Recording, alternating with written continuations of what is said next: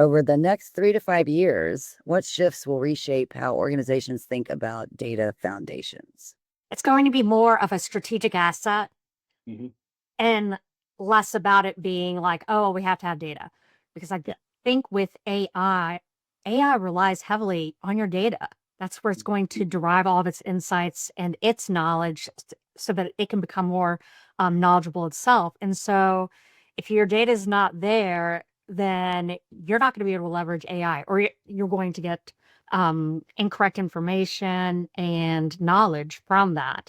So I think it's going to evolve more along the lines of, for example, dynamic data models. So when we start thinking about data warehousing back in the day, the models were totally static.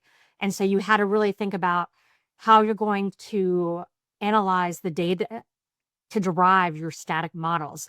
But, with AI, you're going to want to make sure that you have flexible dynamic data models that can actually be able to evolve as your AI usage evolves to continue asking those questions. So you don't necessarily have to keep going back to your warehouse and, redoing these models because things change.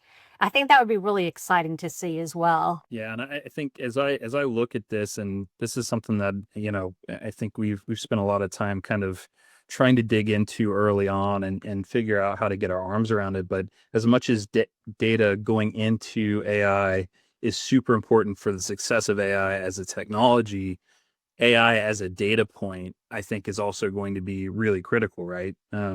We're already starting to have early conversations about where is AI within our environment, shadow AI, what do these things look like? How does it, how does it work and how does it function? And so if we're not measuring the data produced by AI as well, I think that's where we stand to potentially fall short. So I definitely see that as a major point of contention and a major point of energy and focus for technologies like ServiceNow going forward. It's like, how do we not only use AI to its fullest potential, but also make sure that we, can fully measure that and have front to back data on AI again as a technology or as a tool set. I think the other thing is that knowledge and data are going to merge, right? So I think organizations are going to start, prioritizing usable connected blocks, right? Not necessarily storage. So, like, for the perspective of, especially in business, right? IT is so focused on data, right? And not always the business is so focused on data. And I think that that's going to pivot and change to where it then becomes, important to everyone. I think AI will force standardization because the ambiguity won't get the results. We as consultants have seen these problems across financial services, healthcare, higher ed, and they're always just about the same problems, the same things we're trying to solve for the customer. So they're special to us, but they're not unique. But AI is going to flip that completely. There's a lot of uniqueness that is about to come out of our clients.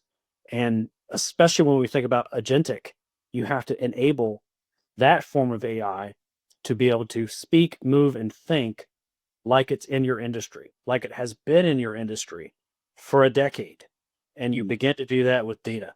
Look at your data, consider the data, the terminology, the usages that are completely unique, not just to your industry, but to your business.